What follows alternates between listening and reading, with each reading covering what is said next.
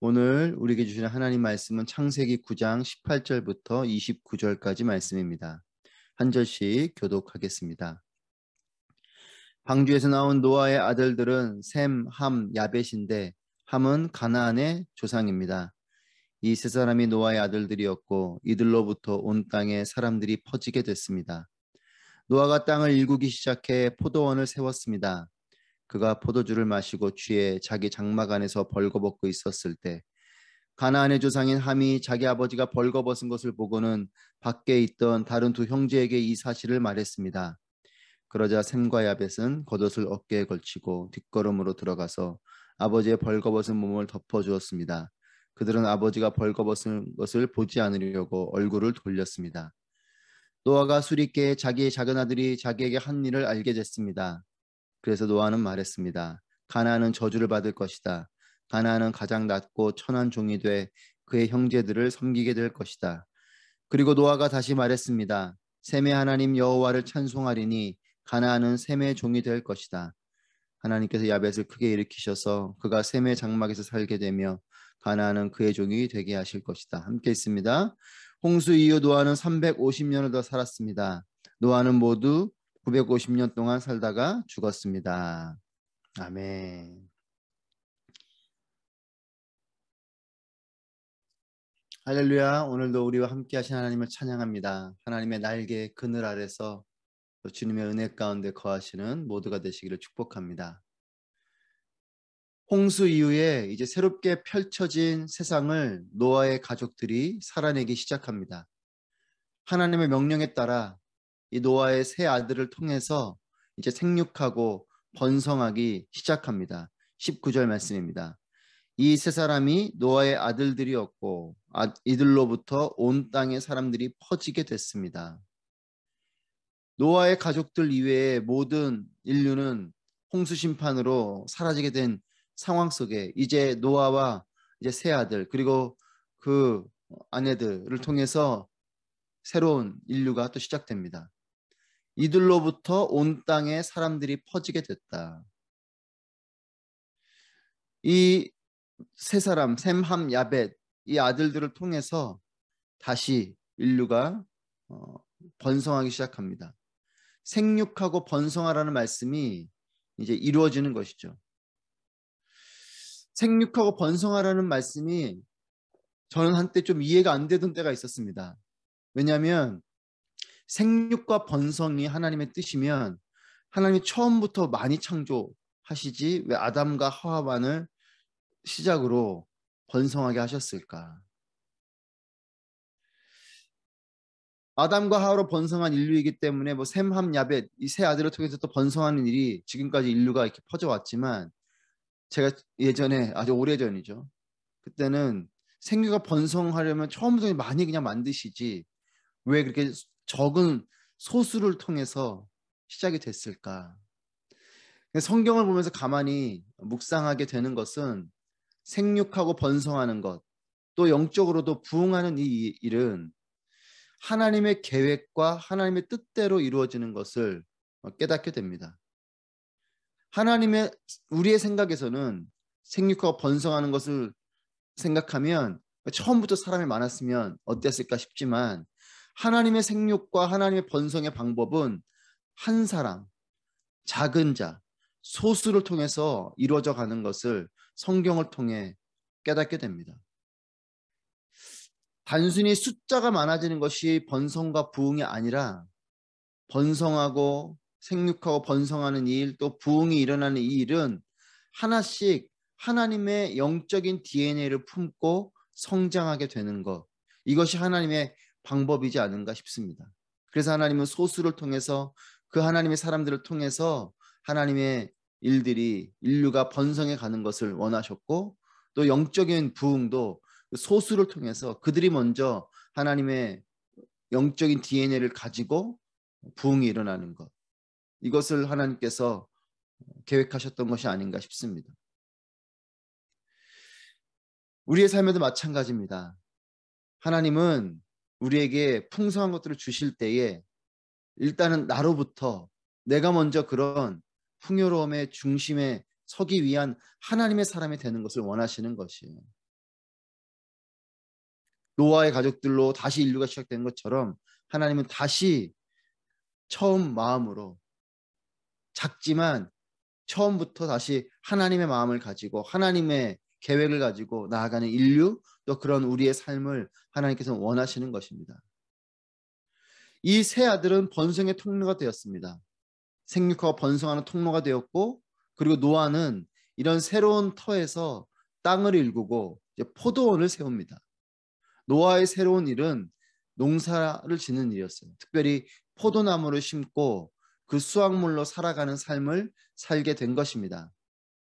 모든 일이 하나님을 의지해야 되는 일이겠지만 특별히 농사는 가장 하나님 의존적이고 하나님의 축복과 또한 땅의 허락이 있어야 가능한 것이 농사인 것입니다.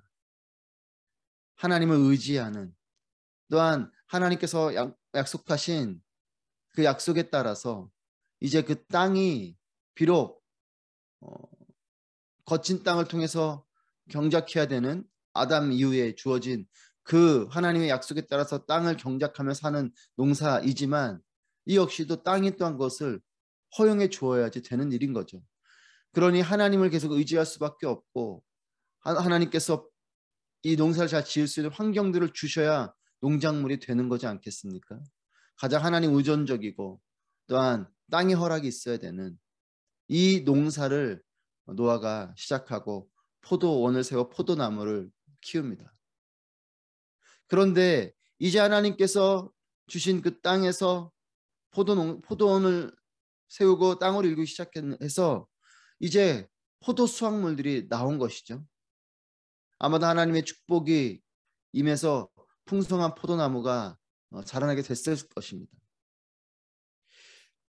축복의 이때가 위기의 때가 될 수 있음을 기억하시길 바랍니다. 하나님께서 축복해 주시고 땅이 허락해 줘서 풍성한 열매를 거두게 되니까 당대 의인이었던 노아가 포도주에 취해서 정신을 못 차리고 옷을 벗고 잘 정도의 상태가 되었다라는 것이에요. 21절 말씀에 그가 포도주를 마시고 취해 자기 장막 안에서 벌거벗고 있었을 때, 술에 취한 술기운 때문일 것이고 또한 뭐 날씨가 그랬든 어쨌든 이 취기 때문에 열이 나서 그랬을 터인데 옷을 벗고 자는 이런 상태가 된 것입니다. 이 노아는 당대 의인이었습니다. 의인이라고 칭할 정도면 마음과 생각이 올바른 사람이었을 것이에요. 노아의 방주를 짓는 일을 보면 신실하게 묵묵히 그 일을 하는 걸 보면 이 노아는 그 마음이 올곧은 사람이요 또한 바른 사람일 것입니다. 하지만 그런 노아조차도 술에 취해버리면 소용이 없어요. 올바른 마음을 가졌어도 술에 취하니 이 술기운에 자신의 마음을 지킬 수 없는 것이죠. 자신의 생각을 지킬 수 없는 겁니다. 하나님께서 주신 축복의 터 위에서 이런 실수를 범하는 노아의 모습을 봅니다. 축복의 때에 이런 안타까운 일들이 벌어질 수 있는 것을 다시 한 번 더 기억하는 우리 모두가 되길 바랍니다. 여러분 당대 의인이었지만 이 술에 취해버리니까 소용이 없는, 여러분 그래서 올바른 것은 이루는 것도 귀하지만 지켜내는 것은 더욱 소중한 것이에요.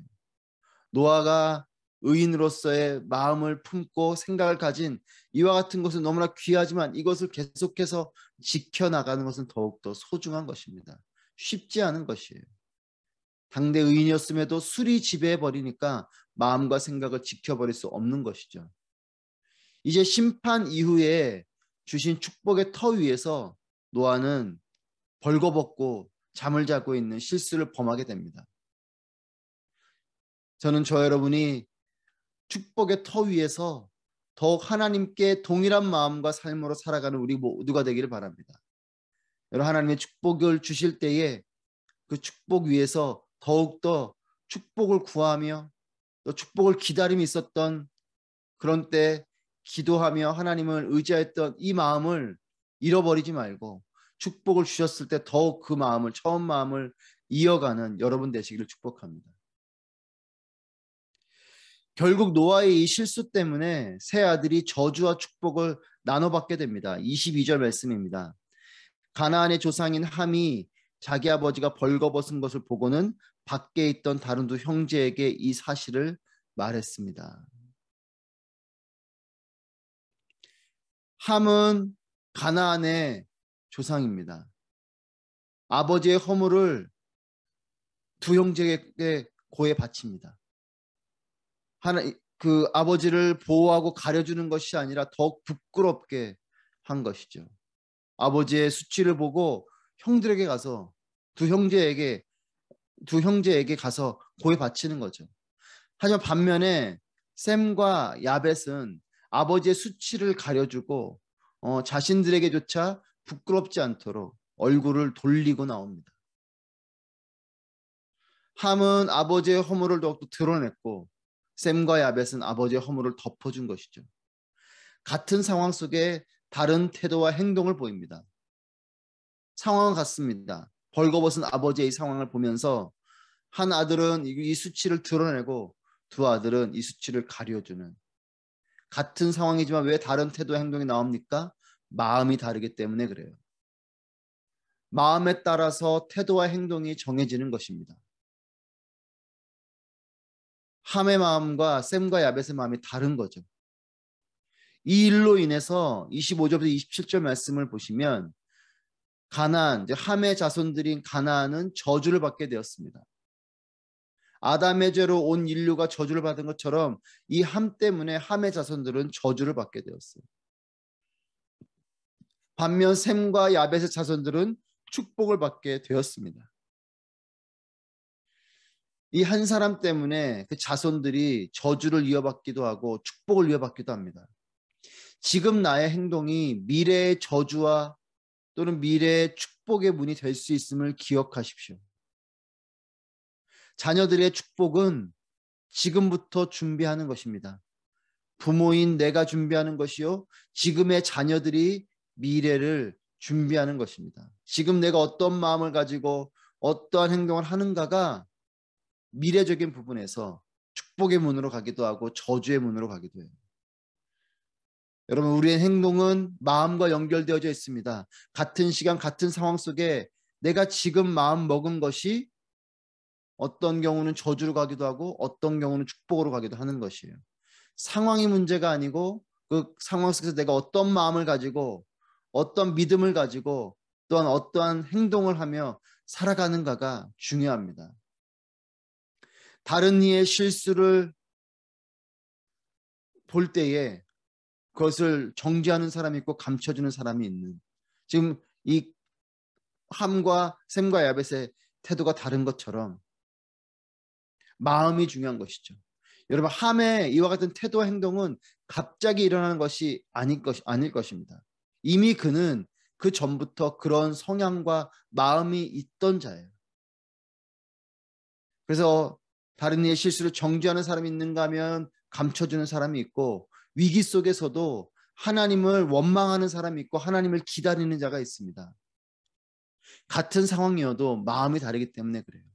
하나님을 믿고 의지하는 자는 위기가 와도 하나님께 기도하며 하나님을 의지하며 하나님을 기다리게 되지만, 그 마음속에 하나님보다는 하나님을 통해서 내 삶의 형편이 나아지기를 바라는 사람은 위기가 오면 하나님을 원망하게 되는 것이죠. 같은 상황 속에서 마음이 다르기 때문에 다른 삶의 모습이 나타나고, 또한 그 다른 삶의 모습은 결국 미래적인 부분에서 다른 삶을 살게 하는 것입니다. 저는 저와 여러분이 같은 상황 속에 있을지라도 저주가 아닌 축복을 준비하는 저와 여러분 되시기를 바랍니다. 믿음을 품고 하나님의 마음을 가지고 나아갈 때 미래적인 삶에 우리는 하나님께서 허락하시는 복된 삶을 살게 될 것입니다. 전화위복이라는 말이 있죠. 화, 즉 위기를 전환해서 복이 되게 한다는 뜻입니다. 노아의 실수를 함은 저주로 전환했고 셈과 야벳은 복으로 바꾼 것이에요. 물론 노아의 실수가 안타까운 부분이지만 이 실수 앞에 아들들의 행동에 따라서 저주와 복이 나뉘어서 흘러가게 됩니다. 여러분, 평소에 복받을 마음을 품으시기를 축복합니다. 복받을 마음을 품으면 복받을 행동이 자연스럽게 나오게 되는 것이에요. 내 마음이, 내 믿음이, 하나님을 향한 나의 중심이 축복을 받을 만한 것이 아닌 상황 속에 복만을 구하는, 이것이 기복적인 거죠. 복을 주시던 안 주시던 하나님을 향한 복받을 만한 마음을 품으면 하나님이 그 마음밭에 하나님의 축복을 부어주시는 것입니다. 좋은 필터를 끼워야 깨끗한 물이 나오는 것처럼 좋은 마음을 품어야 좋은 행동이 나오고 좋은 행동이 복의 열매가 되는 것입니다. 거친 땅을 기경해서 좋은 흙이 되게 하듯이 우리의 마음밭을 하나님의 말씀으로 기경하고 하나님의 마음을 품는 결단으로 마음밭을 다져야 하는 것입니다. 그럴 때에 복받을 마음을 품게 되고 그 마음을 따라서 행함이 나타나게 되는 것이죠. 여러분, 이렇게 말씀 앞에 또 기도의 자리에 이 새벽에 나오신 여러분은 축복의 사람들입니다. 우리의 마음을 그렇게 기경하고 또 마음을 기도하는 가운데 주님의 마음을 품게 되고, 그런 사람이 어찌 저주된 생각과 저주된 삶을, 행동과 저주된 삶을 살아가겠습니까? 기도하는 사람, 하나님 말씀으로 채우는 사람은 그 마음이 복받을 만한 마음으로 바뀌는 것이에요. 왜냐하면 나의 생각이 때로는 세상적인 육체의 정욕, 세속적인 또 아니면 죄된 생각들이 하나님의 생각으로 바뀌어가기 때문에 그렇습니다. 나의 언어가 아니라 하나님의 언어가 내 가운데로 들어오기 때문에 그렇습니다. 나의 세상적인 기준을 따른 말들이 아니라 하나님 말씀에 따른 고백을 하게 되기 때문에 그래요. 여러분, 그렇기 때문에 날마다 여러분 이렇게 새벽에 나오신 여러분들을 축복하고 날마다 하나님의 말씀을 묵상하시는 여러분 되시길 바랍니다. 묵상하시는 것입니다.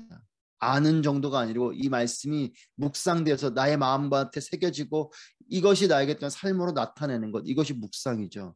하나님 말씀을 묵상하십시오. 그리고 그 말씀을 통해서 알게 하신 하나님의 뜻과 하나님의 마음을 품고 결단하십시오. 오늘도 하나님께서 기도하는 가운데 여러분들 주시는 마음이 있다면, 성령께서 응답하시는 것들이 있다면 그것을 결단하시는 것이 하나님의 마음을 품는 것입니다. 그리고 그 뜻을 따르는 것입니다. 그리고 그 마음의 결단에 따라서 실천하는 삶. 그럴 때에 우리의 삶에는 복이 다가오게 되는 것이죠. 경건 생활을 내가 지켜내는 것 같지만 그 경건의 생활이 나를 지키고 하늘의 축복이 임하게 하는 통로가 될 것입니다. 사랑하는 여러분, 샘과 야벳과 같은 복의 사람들이 되시기를 축복합니다. 여러분을 통해 또 여러분의 자녀들이 축복의 열매를 누리게 되기를 축복합니다. 하나님의 말씀과 그리스도 예수의 마음으로 충만하시기를 주님의 이름으로 축복합니다. 기도하겠습니다. 오늘 말씀을 기억하면서 함께 기도하실 때, 하나님, 주의 말씀으로 내 마음밭을 갈아주시고 축복의 씨앗이 심겨서 자라나게 하여 주시옵소서. 그리스도 예수의 마음을 날마다 묵상하고 그리스도 예수의 마음을 닮아가게 하셔서 필요한 순간에 하나님께서 기뻐하시는 행동을 기꺼이 행하는 복의 통로가 되게 하여 주옵소서. 우리의 자녀들이 샘과 야벳과 같은 선한 마음을 품은 축복의 사람들이 되게 하여 주시옵소서. 함께 말씀을 기억하며 기도하도록 하겠습니다. 기도합니다.